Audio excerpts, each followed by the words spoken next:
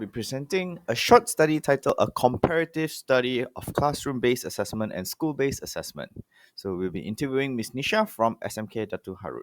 So in recent years, Malaysia's education system have gone through major changes, especially in how students are assessed. One of the biggest shifts is the move away from non-exam evaluation towards methods that focus more on continuous learning and student engagement. The Ministry of Education introduced class based assessment or CBA and school based assessment or SBA. So, this is to promote a more holistic and balanced way to measure students' progress.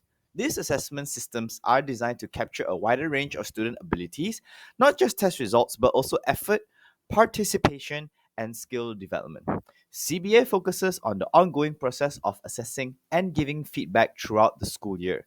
It's integrated into daily classroom activities, which makes it more reflective of real learning. Meanwhile, SBA works at a broader school level, combining project work, performance tasks, and teacher evaluations to ensure consistent standards. Both systems encourage students to take greater ownership of their learning while also allowing teachers to adapt their teaching strategies based on student needs. To explore how this system actually work in practice, I conducted an interview with Miss Nisha. She's an experienced secondary school teacher, English teacher from SMK Dato Harun.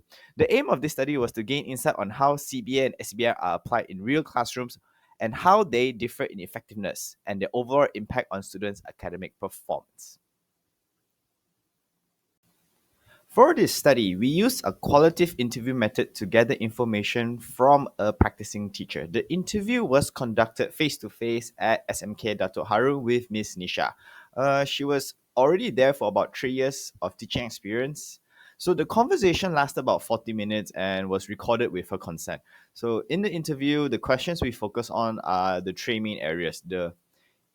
These are the three main areas: the effective application of classroom based assessment compared to school based assessment, the implication of both assessments on students' performance, and finally, Ms. Nisha's personal reflections and insights from her teaching experience. After the interview, the response was transcribed and analyzed to identify the key themes. The goal wasn't to generalize, but to gain a deeper understanding of how teachers perceive and implement these assessments at the school level.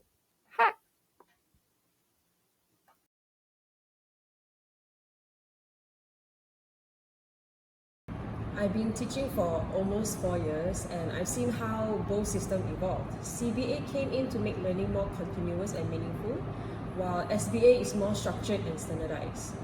Both systems are important, but they serve different purposes. CBA helps me to monitor students' progress in real time, while SBA records their overall achievement for school reporting.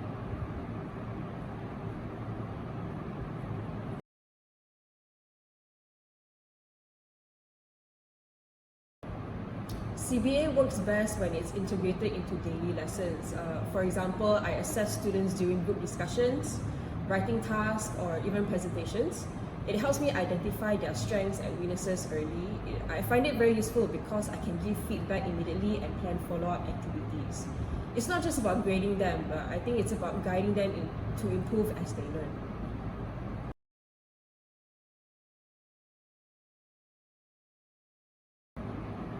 SBA is usually done through more formal tasks such as projects, written reports, or end-of-term evaluations. It gives consistency and structure to how we assess students. The rubrics come from the school and we use them to make sure every student is graded fairly. It's a bit more rigid, but it ensures alignment across classes and subjects.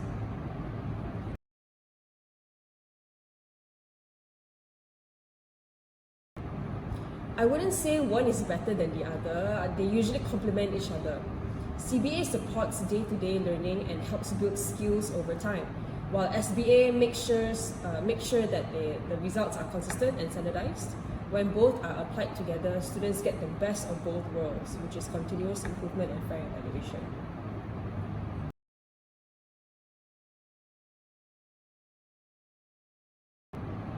Both systems have had a positive impact overall. With CBA, students participate more and understand that learning is ongoing. It reduces exam anxiety because they are being assessed throughout the year. On the other hand, SBA, students become more responsible since the results are compiled into their school record. I've seen improvement in motivation and confidence, especially among the average students who benefit from the continuous feedback.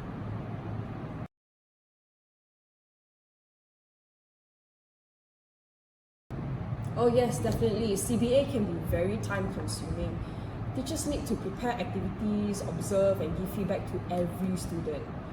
With large class sizes, that's not easy. SBA, on the other hand, involves a lot of documentation and reporting, which takes up a lot of time away from teaching. Another issue is ensuring consistency among teachers. Not everyone interprets the rubric the same way.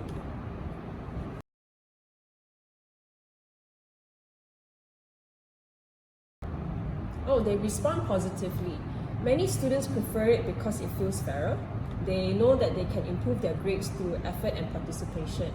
It's less stressful compared to one big exam at the end of the year. Some students who used to stay quiet now take part more actively since they know class participation counts towards their assessment.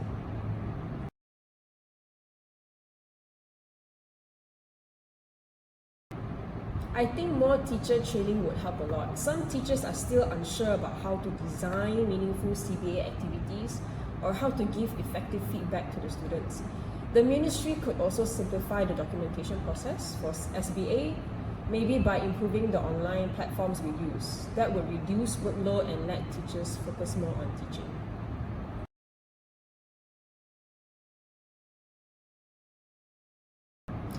Maybe start simple. Focus on one or two assessment methods first. For example, observation checklists and peer assessments. Don't try to do everything at once. The key is to make assessment part of your teaching, not something separate. Also, always communicate with your students about how they are being assessed. When they understand the purpose, they become more motivated.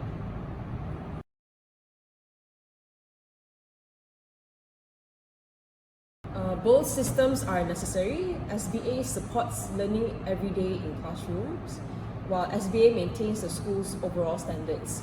If we can find the right balance between flexibility and structure, then our students will truly benefit. Assessment should be seen as a part of learning, not just a way to measure it. Hi and good day everyone. I'm Jesslyn Peter John and my metric number is MC-O1384-Introduction, and today I would like to talk about classroom-based assessment. Classroom-based assessment CBA is a very useful method that helps teachers understand how well students are learning. According to Miss Nisha, CBA helps students become more active in class because they are involved in activities like presentations, assignments, and class participations. Instead of depending only on final exam marks, CBA allows teachers to check students' progress continuously. This helps teachers to know how students are improving over time. Ms. Nisha also shared that CBA gives a clearer picture of each student's learning journey. She can see how they grow from one task to another. It's not just about the final result, but also about how the students are get there. With CBA, teachers can give quick feedback and support each student. This helps also students to learn more effectively. Thank you. Next, I want to share about the key implication of continuous based assessment CBA and school based assessment SBA on students' performance. CBA and SBA promote active learning as students are assessed continuously, which keeps them engaged and confident to participate. They also help reduce exam stress since students are not judged by a single exam, giving them more chances to improve, especially beneficial for weaker learners. This assessment also build essential skills such as communication, critical thinking, teamwork, and problem solving. However, they can be challenging for teachers as they require ongoing planning, monitoring, and feedback. In short, although demanding, CBA and SBA provide meaningful benefit that support both academic progress and personal development. Thank you. Hi, my name is Yuganandini Ravindra, and this part of our presentation discusses how both classroom-based assessment (CBA) and school-based assessment (SBA) work together to improve learning outcomes. Based on our interview with Ms. Nisha, CBA focuses on continuous assessment and feedback, where it helps students reflect on their progress and stay engaged in learning. SBA, meanwhile, provides structure and fairness through standardized rubrics and consistent evaluation across subjects. Theoretically, this reflects a constructivist approach where assessment becomes part of the learning process rather than just a test at the end. However, challenges remains, especially teachers' workload and the need for school support. This slide summarizes the balance between the two systems. Classroom-based assessment is more flexible and feedback-oriented. It focuses on how students learn and improve. However, school-based assessment, on the other hand, is more structured and standardized. It focuses on what students achieve and how consistent the results are across schools. When both integrated, they provide a complete picture of a student's development. Combining personal growth from CBA and academic accountability from SBA. Together, they create a more holistic and fair assessment culture. In conclusion, both CBA and SBA play important roles in enhancing holistic learning. They improve student engagement, confidence, and motivation while helping teachers to understand students' progress more clearly. To make these systems more effective, teachers need continuous training and better technological tools to reduce their workloads. Overall, combining CBA and SBA supports a balanced, student-centered approach that promotes lifelong learning and growth. Thank you.